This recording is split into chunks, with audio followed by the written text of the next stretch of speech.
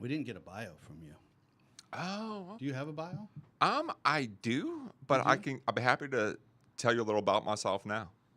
Do you want to? Can you just send me the bio? Sure, of course. Send it to me right now. Can you send it to me right I now? don't have it. I don't have it on me. Oh, it's not like that. No. How long do you want It's the in bio to be?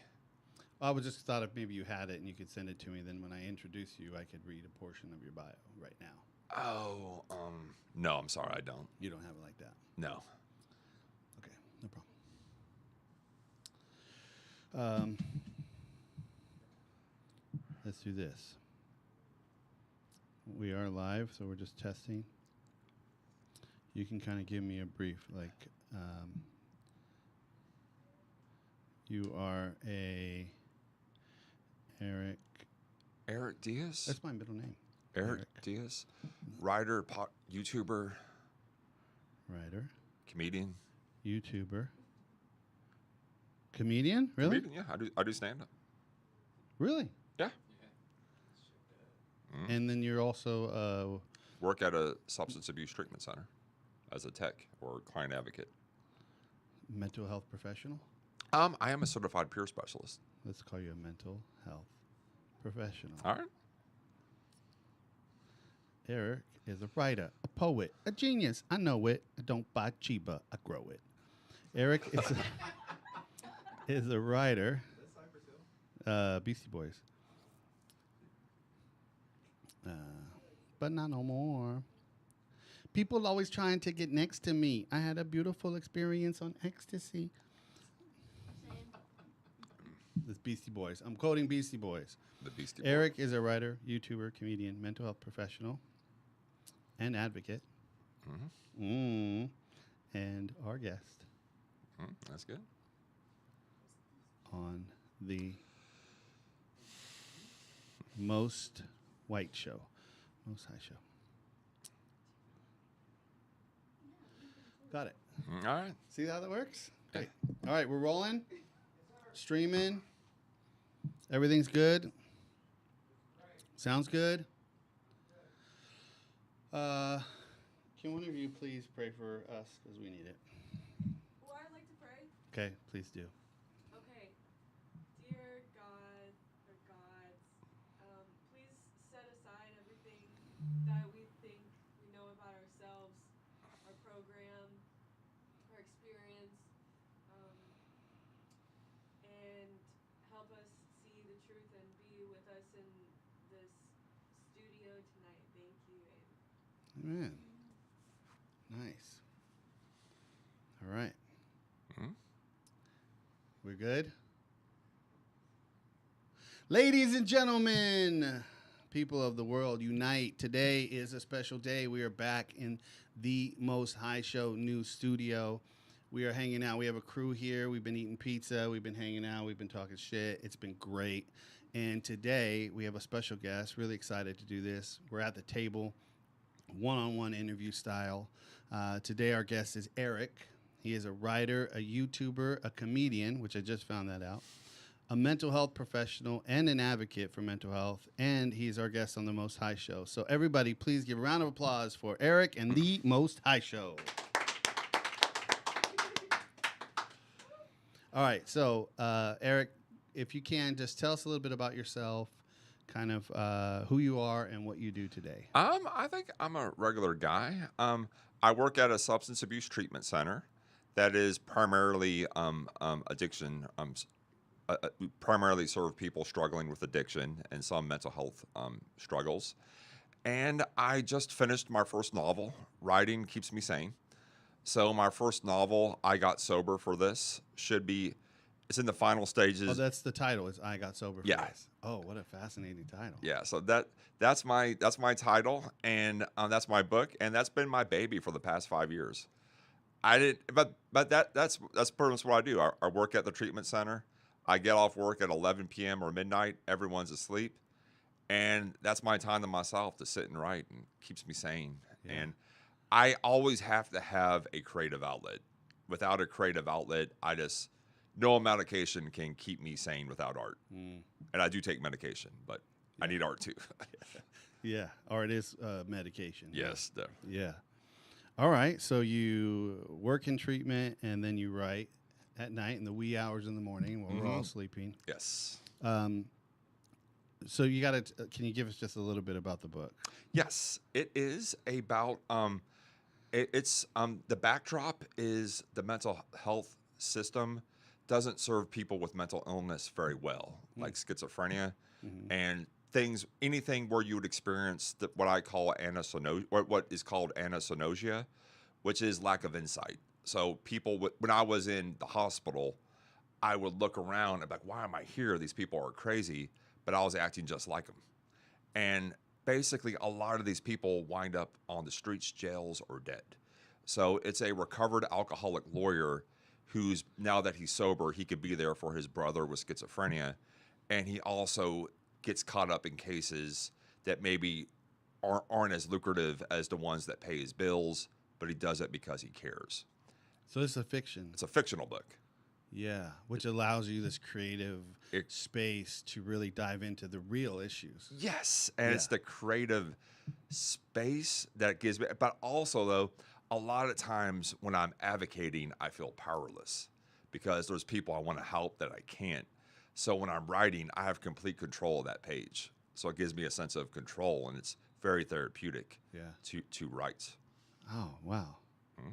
All right, so the book is called I Got Sober for This. Okay. With 3 periods. It's ongoing. dot. Yeah, not a question mark. It's It's not a pile of shit emoji. yeah. Awesome. And then, so is this a book that you're going to release or I'm self-publish? hoping it will be released in October. It's in the final stages of editing. Oh. And I plan to release it first on Amazon Kindle Direct Publishing on both Kindle and paperback. Yeah. And I plan to have it there in October.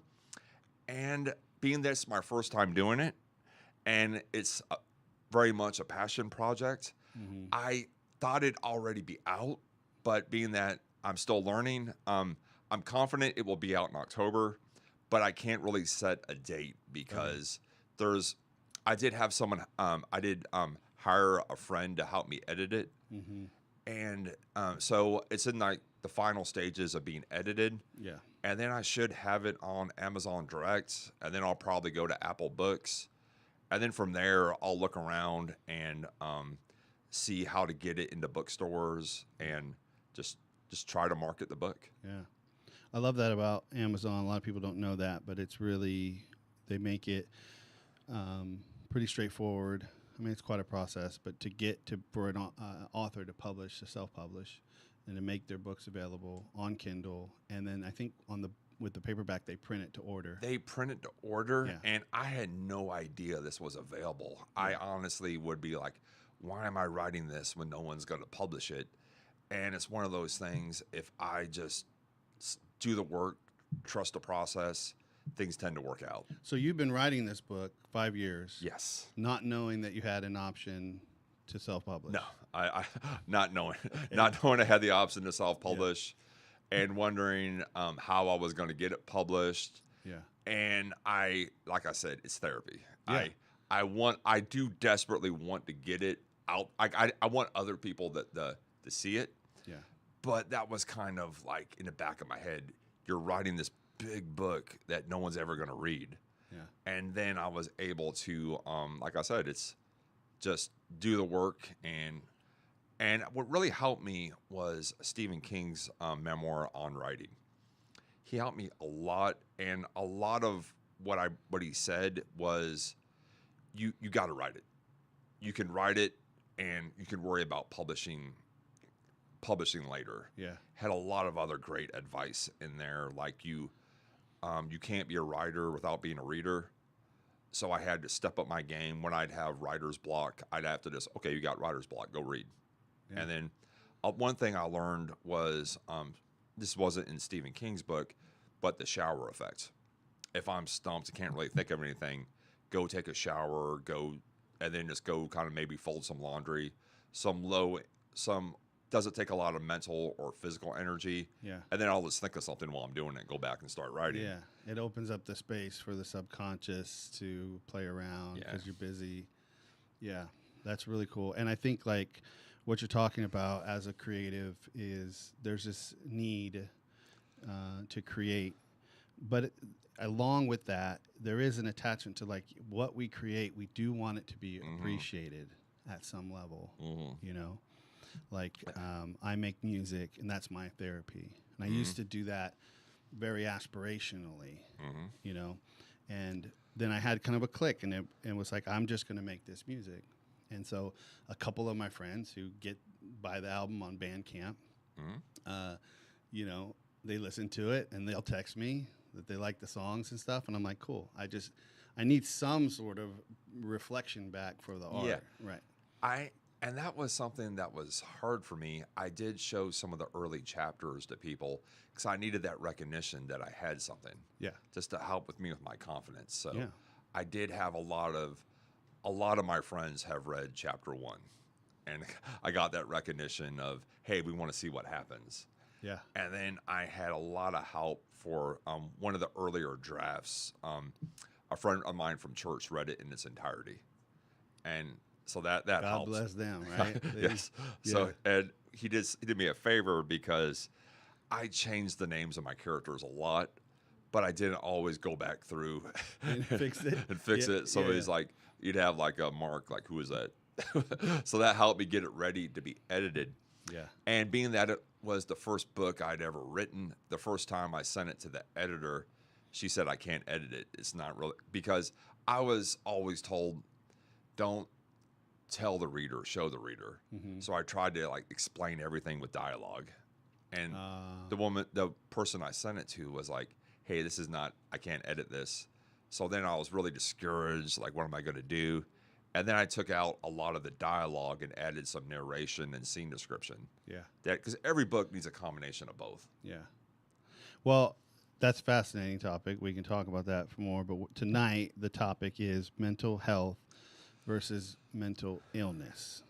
So that was a topic you came to us, said this is what we want to talk about. Can you break down the difference, and why is this distinction important? The distinction is very important because, first off, let me tell you what the distinction is. The distinction, mental health would be, say, inflation is really affecting a lot of people's mental health.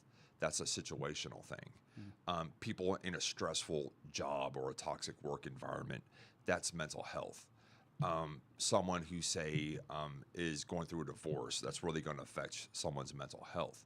Mental illness, these things would affect them too, but something like schizophrenia needs medication.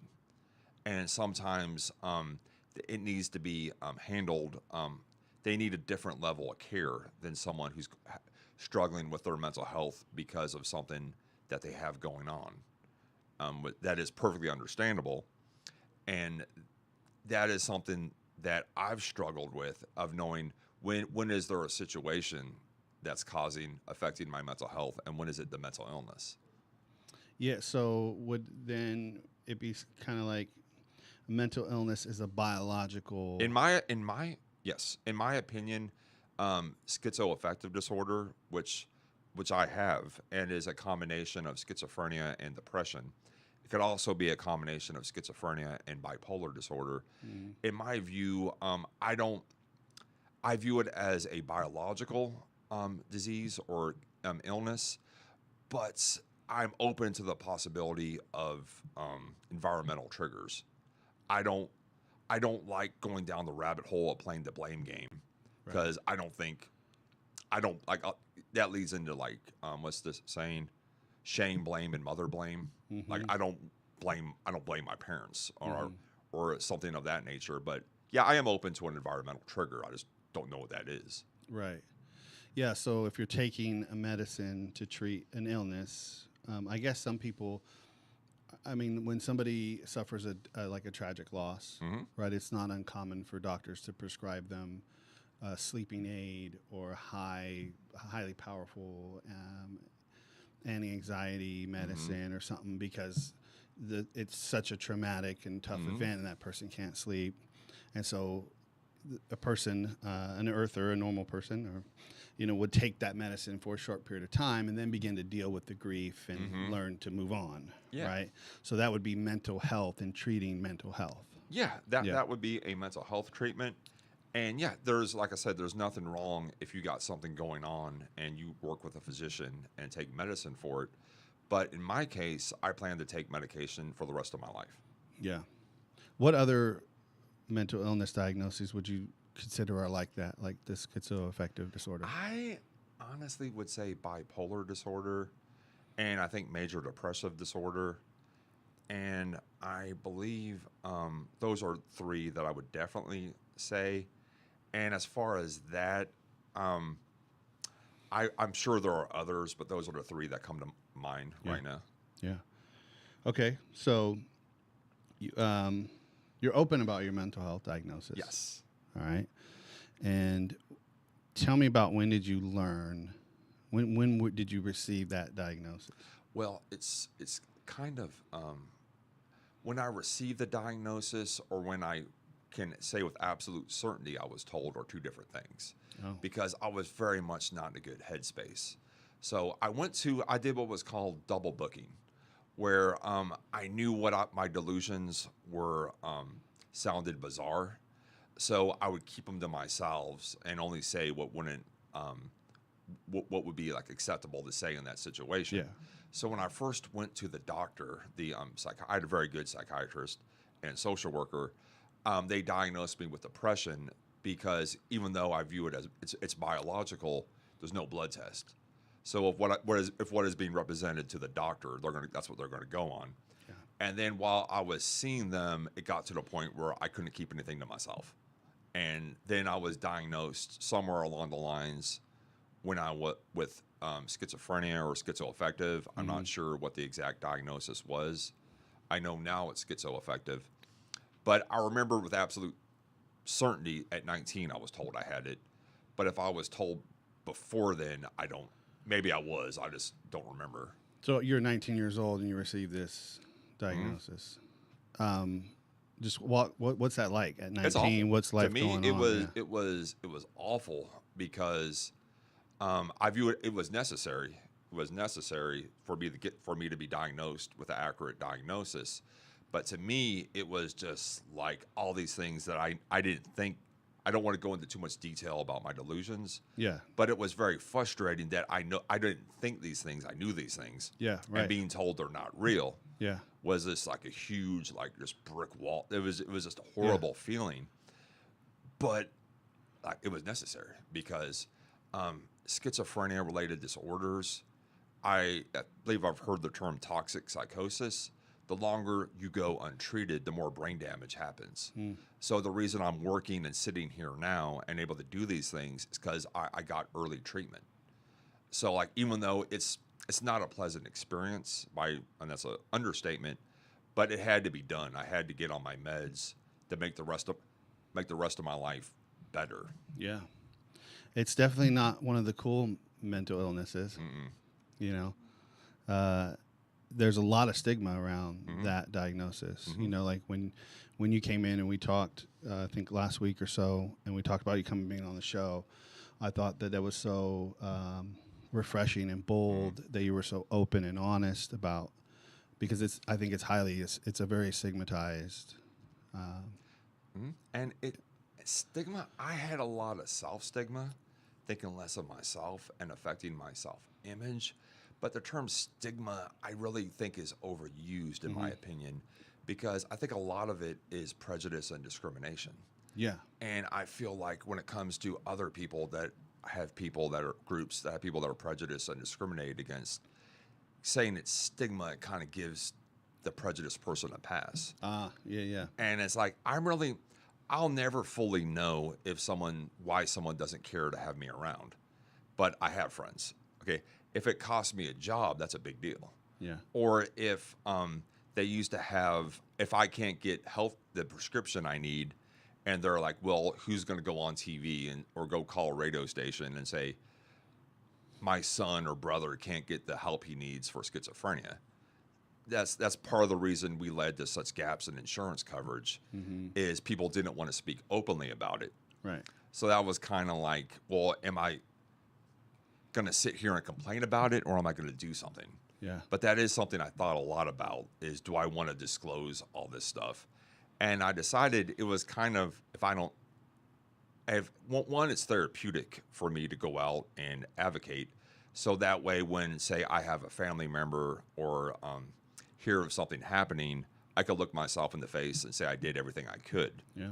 And not that I just didn't do anything. But no one knows I have schizoaffective disorder. So I Right. yeah. So like I said, for me to sleep at night, I have to go out and do advocacy. Yeah. Okay. Now, before we get into the next question, I know this isn't on the list. Mhm. Hope this doesn't throw you off too much. No worries. But you did have some other issues with drinking. Yes, definitely. Yeah. Definitely. Yeah. So, do you, we did a documentary called Megan's Prayer. It's about mental health and suicide. Mhm. And so we interviewed Dr. Britt Paramore. He's not a doctor, counselor Britt Paramore. And he was talking about the difficulty in treating people who come in for substance use disorder who also have a mental health diagnosis and the complexities of like what's causing what. And, or like I always say, like when I went to treatment, I was on blood pressure medicine, right? Because I was doing a bunch of cocaine, so my blood pressure was high. Once I stopped doing cocaine, I didn't need the blood pressure medicine, right? So some people, once they stop using a substance, the mental health disorder or whatever it's no longer existing. Is there any correlation between your mental illness and the drinking? I didn't start drinking until after I was already having symptoms and diagnosed. Like I couldn't drink at all my older medications, and my recovery took multiple steps where medication came out. The medication that made me able to go to college and rejoin the workforce didn't come out to 2011. Wow. And I developed this in the late 90s. Yeah. So I couldn't really do a whole lot. And a lot of the drinking was because I wanted to, where am I going to meet people? I didn't know anyone. So like I've been given medication, not like, yeah, I'm 30, I can go live my life, but I don't know how. If you go to a bar, you could pretty much talk to anyone. And when I drank, something clicked, and I felt confident, didn't have self-pity, and but I couldn't stop.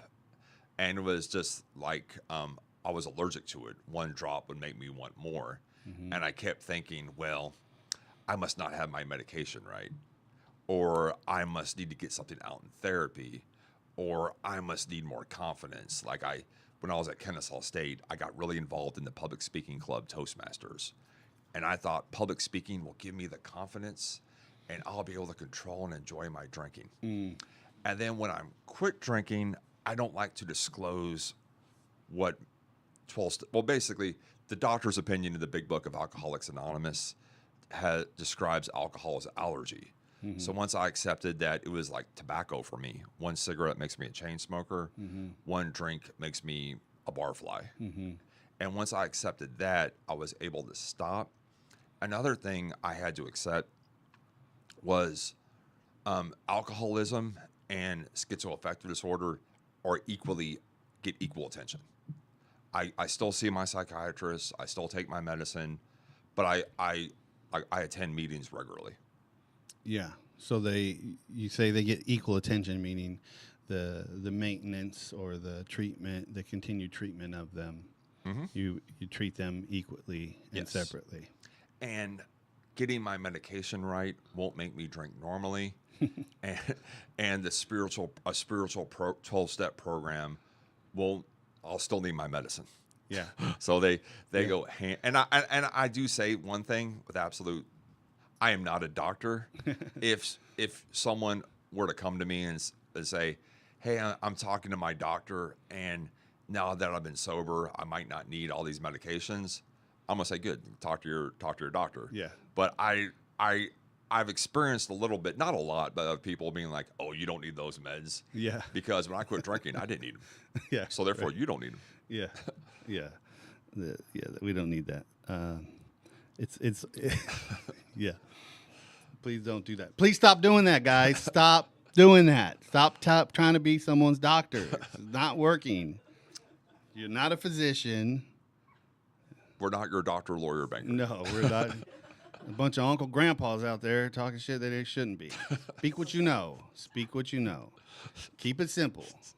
One day at a time. Easy does it. Stay right there. Okay. So you talked about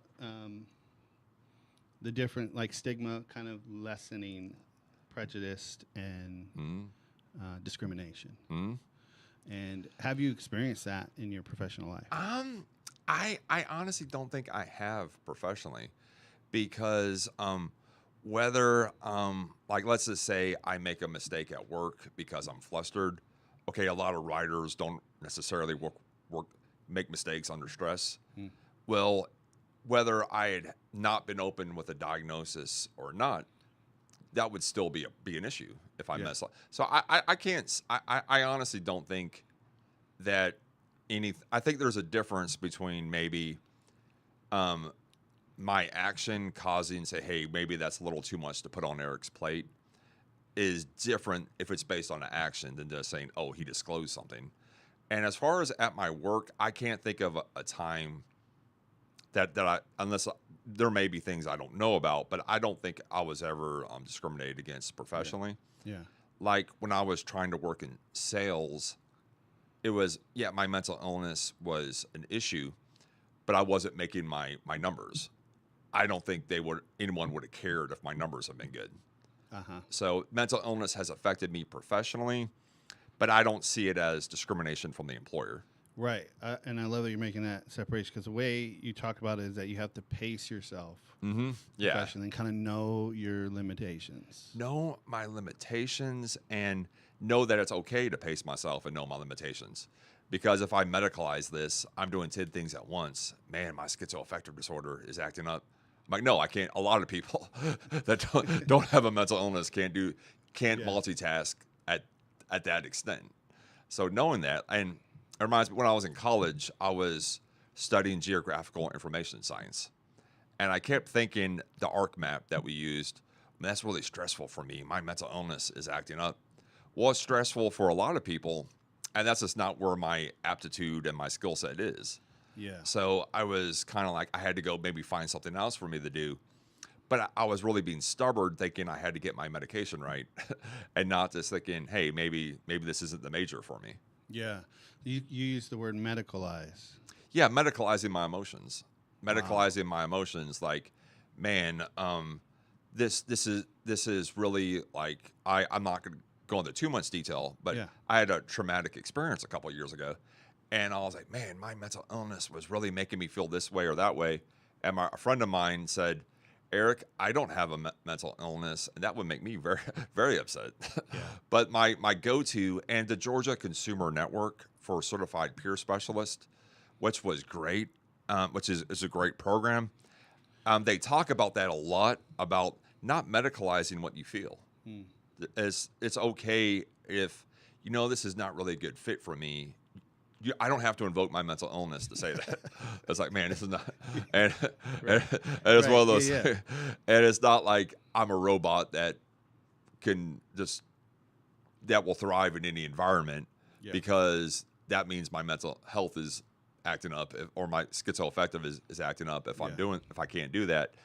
And just like I say, not medicalizing emotions. And like I said, I love to write, and a lot of people that love to write and storytelling, and I do taking a break from stand-up because I've just been so focused on getting my book out there. But a lot of artists aren't always don't get when I get flustered. It's like, is that mental illness, or is that just me being a writer who gets flustered? Right. Exactly. And I think, like, I was talking to somebody today, and we were talking about motives, what we do, and what's the motive behind why you're doing this, right? And to get honest about your motives, but without judging the motive. So that once you're honest, like, oh yeah, I'm really doing this because I want someone's attention. And if you can be honest and then not judge yourself for doing that, right? There's a freedom that comes from that, I think. And I think, like, it seems like medicalizing, and I think people do this a lot with addiction or alcoholism, though. Well, I'm just an addict. I'm just an alcoholic. That's why I can't do this. That's why I'm not whatever, right?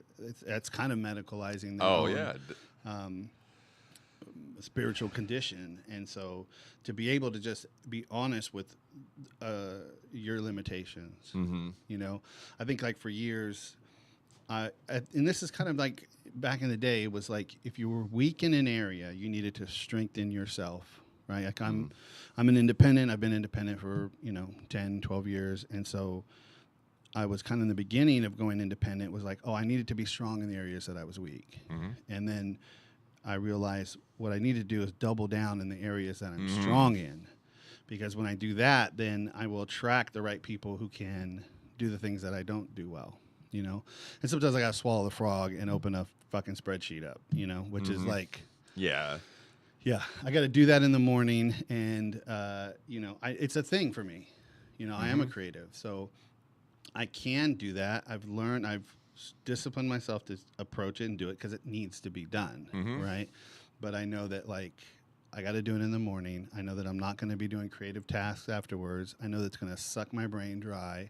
I can get into a flow state with it, but it took a long time. But I think for so long I would just tell myself I'm just not good at that. I'm not like I'm a creative. I shouldn't be doing this, instead of just saying this is harder for me. It's going to take me more time.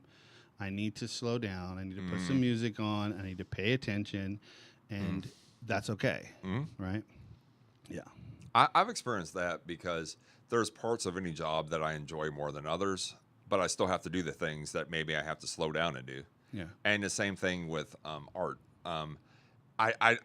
I put off I have a YouTube channel for the National Shattering Silence Coalition, and I was like, oh, I don't want to. I like interviewing and writing. I still have to learn how to use Adobe Premiere to get my videos out, because no one's going to do it for me, Right. and nor should they. There are certain basic things that, as an artist, I still have to do. Yeah. Even though technology is not my strong suit, Yeah. there's things I accept the fact that there's things I have to do, and I don't have to. I could do that without medicalizing it. Yeah. And be like, oh, this is my illness. I'm not good with a lot of learning new programs. Like, I could still learn programs, do my share to support my art. Like I said, without turning it into a medical thing. What is the National Shattering Silence Coalition? Thank you. Yes. We are a group of, there's a lot of people, in my opinion, people with schizophrenia don't get the resources they need. And when what we are, to answer your question, we're a group of people with lived experience with schizophrenia-related disorders and bipolar disorder, and families and clinicians. And we try to close gaps in services to make sure that people can get the help they need. Because what saved my life and made my life a lot differently is I was in a clinical trial at Emory University, and I agreed to take my medication because they paid me to participate in the study. And I wouldn't be able to do it without early intervention. I wouldn't have been able to have a life like that I'm living. And just making sure that people can get the help they need and don't wind up in coffins, jails, and homeless. Yeah. And a lot of times, when the hospitals closed and started closing in the 60s, there wasn't a warm handoff between the community mental health centers that the federal government established. They wanted to go focus on mental health, like stress, and like people that stressed at work, and like divorces, and they didn't coordinate with the hospitals that were discharging people. Well, that makes it the family's responsibility. And I'm sorry, the families still don't have the resources they need. And there's a program that we really support called assisted outpatient treatment. And yes, it is. There is a time for mandatory treatment when someone has schizophrenia and are going to wind up are going to wind up just not in a good place. And also, but the thing is, there's a legal criteria that do it. Yeah. It would be like a doctor petitioning the judge. They would have a lawyer. Yeah. It stops at the end of the year. And I've seen a lot of people really that were in psychosis, when these programs are done right, really being able to go out and live lives. And recovery looks different. Sometimes people are in the program, the AOT program, and they're never able to rejoin the workforce, but that's okay. Yeah. But there's a good chance they would have been able to rejoin the workforce had they been treated earlier and the schizophrenia not damaged their brain as much. Yeah. When we used to live in California, and my in-laws ran a home health place, and I think this might be kind of a California state thing, but their home health thing was they served people with schizophrenia, and they lived. It was kind of like a halfway house kind of situation. So they were fed meals, and they were given the medicine, and kind of. So I guess they were probably in a stage where it was like a maintenance and them trying to live and go to work, and but they still had a community that they were gathering together. And I don't know that's. I think that's at California state, 'cause I think there was like a Medicaid thing, right? Yeah. That the state covered would pay their housing and their medicine and the food and all that kind of stuff, because they needed kind of a higher level of care, but they didn't need to be institutionalized. That is the big. My friend Teresa Pascani is a big, really advocates for a thing called housing that heals, because there is a huge gap between. There's living with your mom or in your own apartment and the hospital, but what you're saying, yeah, there needs to be something in between. Yeah. And a big thing that needs to happen is a social worker has to be like. When I talk to people that are trying to help the homeless, it's almost like they're a spaceman untethered in space. There's no one responsible for checking up on them. Yeah. So you can't say, okay, there's a very vulnerable human in our community. Okay, what's going on with them? There's no one to really call and say, hey, I saw so and so eating out of a dumpster. What's going on? Right. Is he off his meds? Yeah. And that's something that does exist in some places, but often it doesn't. Yeah. And then and it's a lot I think there's a lot more resources for people under 18. Right? Yeah. I think there's more programs, there's more government assistance, but the moment that and I think not just mental health or mental illness disabilities, but physical disabilities. People with mobility issues or extreme autism, when they cross into this adult, they kind of break that threshold into adulthood. There's not as much resources to support them. And so if the family is not able to dump resources into it, right? And you got to think that the family's been caring for this individual, right? Which could be a spectrum of issues, right? And so when someone crosses into adulthood, it's really difficult. It becomes very difficult. We just did a documentary, my friend Mitchell, and this is what his whole thing is about giving adults with disabilities community integration, right? And so taking people out of the home and having them have integrative experiences and going to the movies or rock climbing but he's doing it, and he's creating a nonprofit because there's just not families don't have the resources to pay for that. Yes. Right. And families don't have the resources to pay for that. And a lot of the programs like Medi-Cal in California, their version of Medicaid, has a really great early psychosis program to help people. But people that maybe have more money and have good insurance, it's not good for that early psychosis program. Oh. So a lot of times there's just gaps, random places that you wouldn't even expect. So when I was trying to get services for a family member, Highland Rivers was saying that my family member couldn't be in their residential treatment program because Medicare that he had through disability made him too wealthy. Oh. And it was for people that like services. Oh. And a lot of times with that, like I said, out of the blue, there'll just be a gap will show up. And that's sometimes people will give me advice. Oh, I did this and it really worked out well for me. And then the family calls up and oh, well, you don't meet the criteria. So making sure these programs are available for everyone.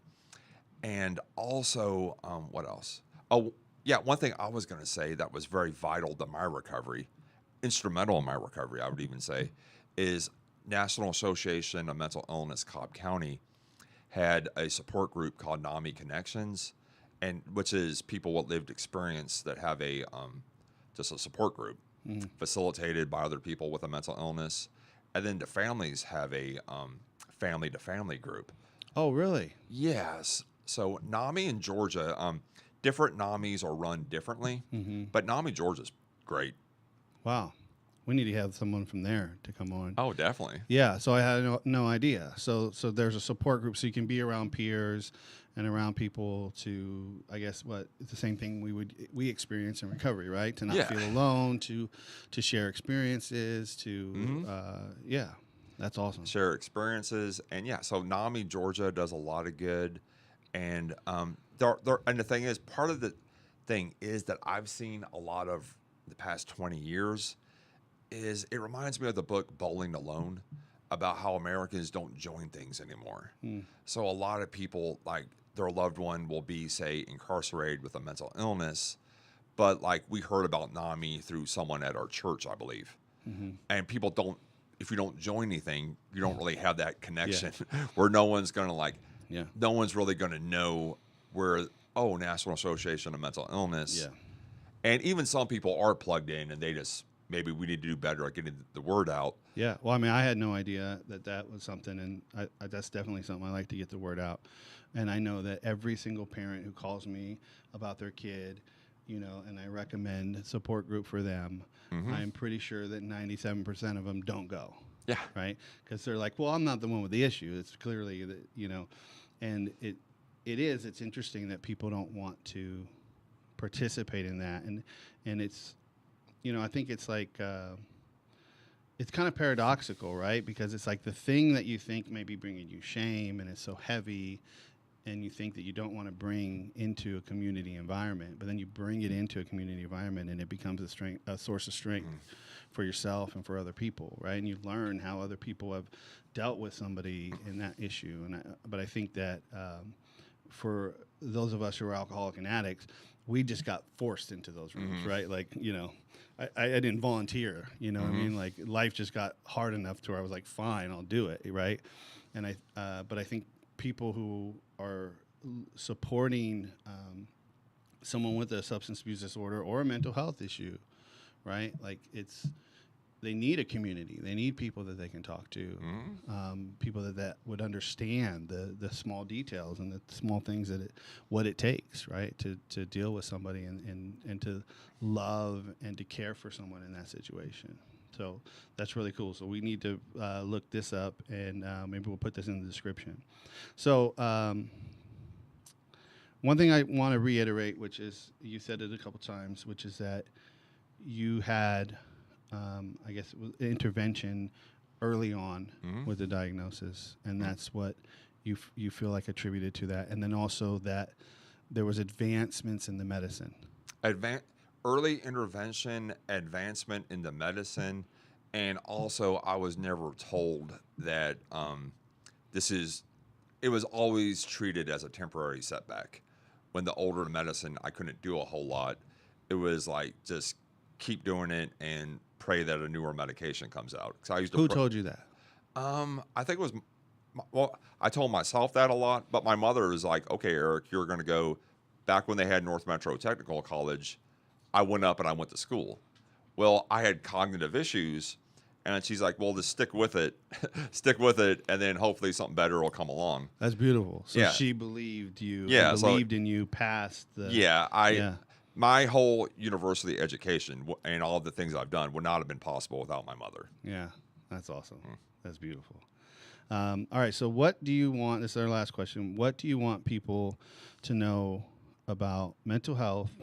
And then also, same question, what do you want people to know about mental illness? Mental health, I want people to know that, first off, it's okay if the... if if you are in a situation that's affecting your mental health, that's okay. It's not. I've heard this, and I've read the John Delaney book about. It was on the Dave Ramsey show about anxiety. When some situational things, people will be like, "Oh my God, I have anxiety because I'm in this situation," and sometimes your work-life balance is toxic.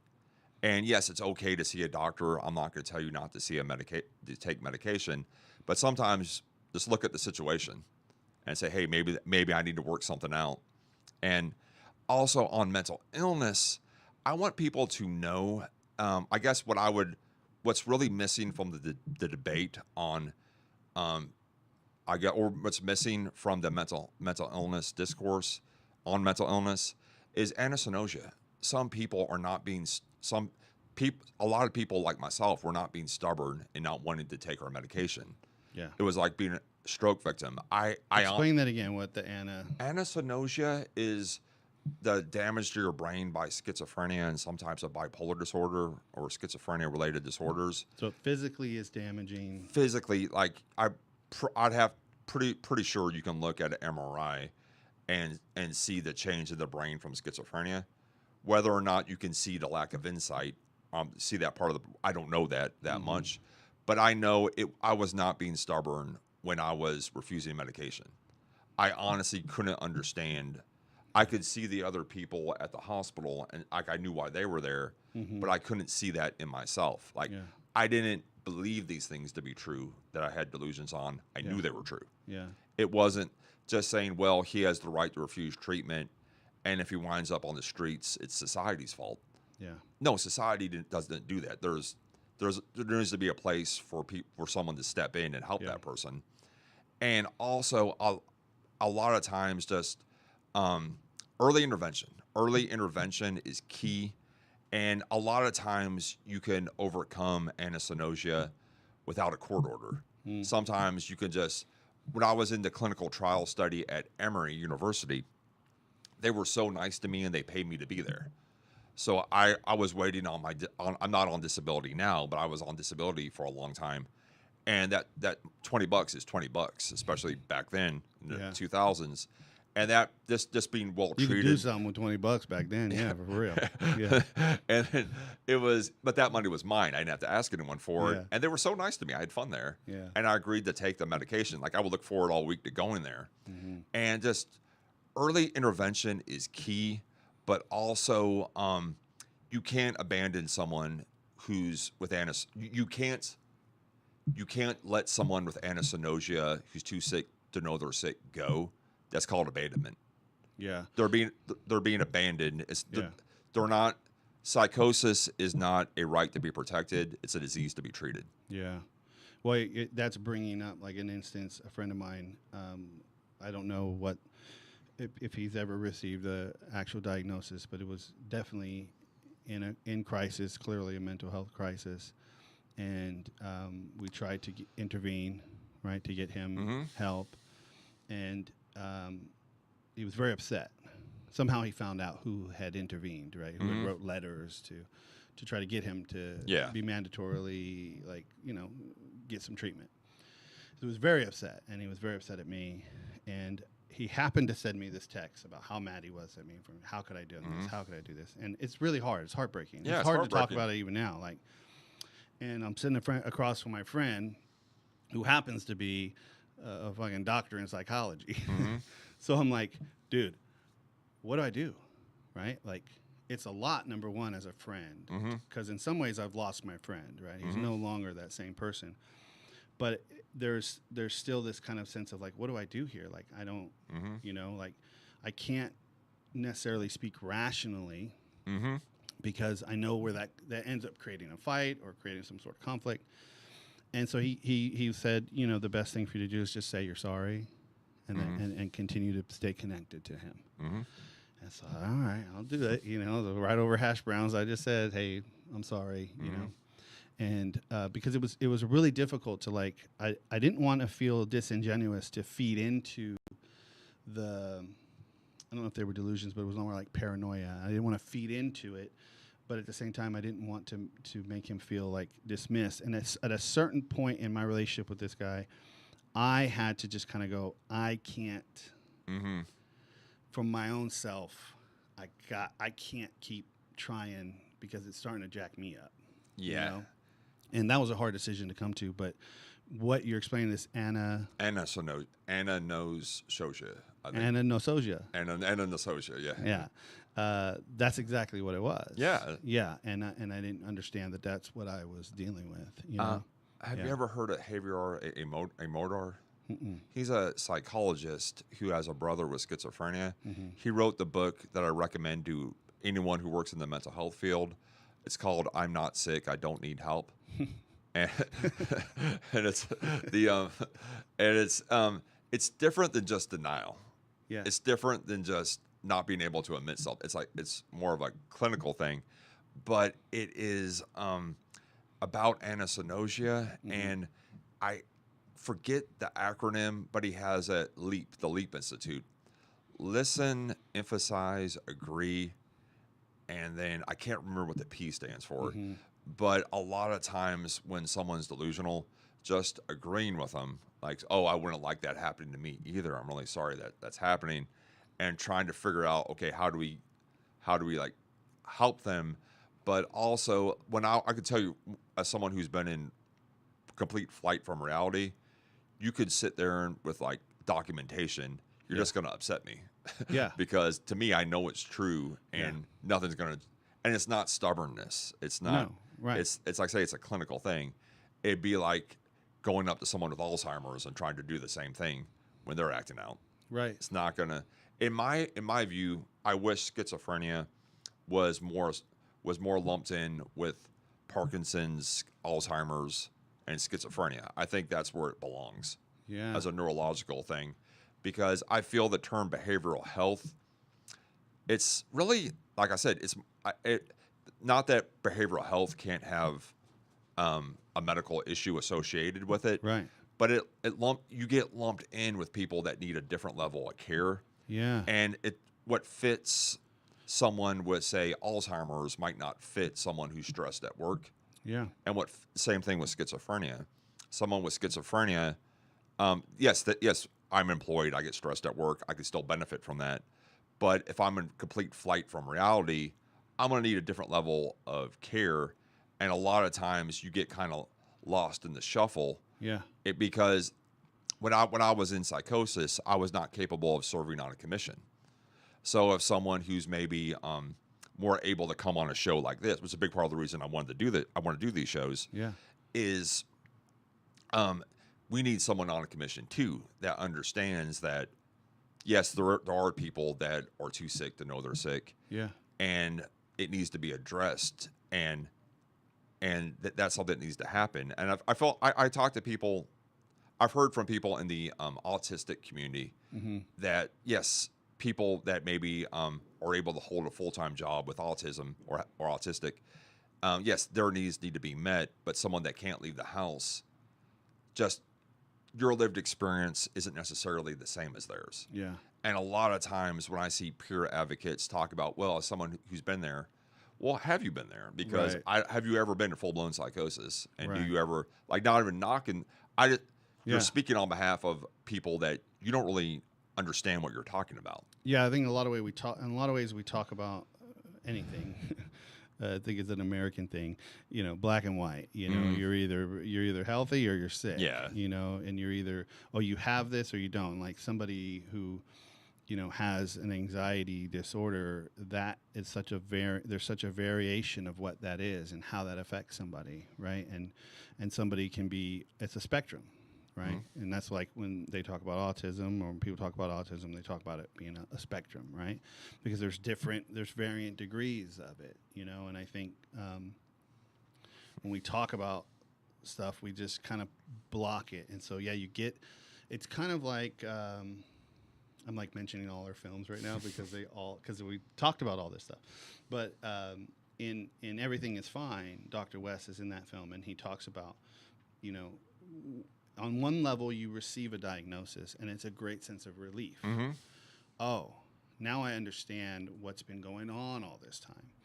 But at the same level, is somebody can then take that and become the diagnosis, right? As opposed to I am somebody who has this issue, right? And creating separation between you and the illness, and not conflating the two. And I think when we talk about mental illness specifically, or even like somebody like you, the way we talk about someone with autism, right? We say he is autistic, right? Like I- it's woven into the identity of the person as opposed to something that they're dealing with or living with, or I will say this: I do prefer person-first language. Yeah.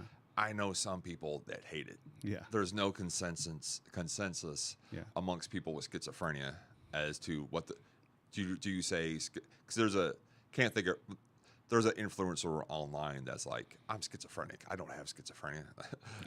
And it's like, yeah, she has a legitimate diagnosis. Yeah. And that she does have that. She's not just trying to get attention. Right. But yeah, I very much prefer person first language. Yeah. But same thing with in the autistic community. Yeah. I think a lot of them, I've heard people say, oh, it's a superpower. I like saying I'm that. Yeah. And I haven't heard a lot of people the other way, but yeah, I'm sure it's the same thing. Yeah. Or, Yeah, there's variant degrees to it, and the way you treat it, and the way that we live with it, and what works for me and what works for somebody else, right? Like, we have to kind of like know that and allow people to, it's such. I think one of the big things is like we just judge ourselves so harshly, and it comes from like this comparison, and who knows who told me to have this ideal of who I was supposed to be, right? Yeah. I don't know that anyone directly walked up to me and said and painted this picture of this is who Christian's supposed to be. But some point in my life, I had created this image of who I was supposed to be. And I have never been able to live up to that image in my mind, right? Which created so much doubt and hatred and self mutilation and addiction and so much drama and pain in my life because I wasn't living to this made up ideal of who I was supposed to be. And when you share your story and you share your experience, I hear someone who is honest about where they're at. You have no problem admitting your limitations. You also have no problem exploring your creativity and learning that you're a comedian 5 minutes before we got on here.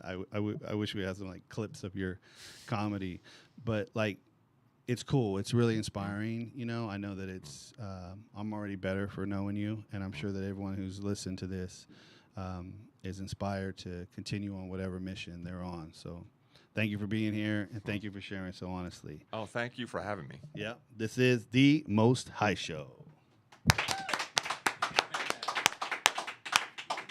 Dude, freaking fantastic. Phenomenal episode. It's Hell funny yeah. that you're talking about NAMI. I was recently looking at Bro. into it because I've been wanting to get more involved in the mental health thing. Oh, So that was really cool. So good, brother. That was Thank- great.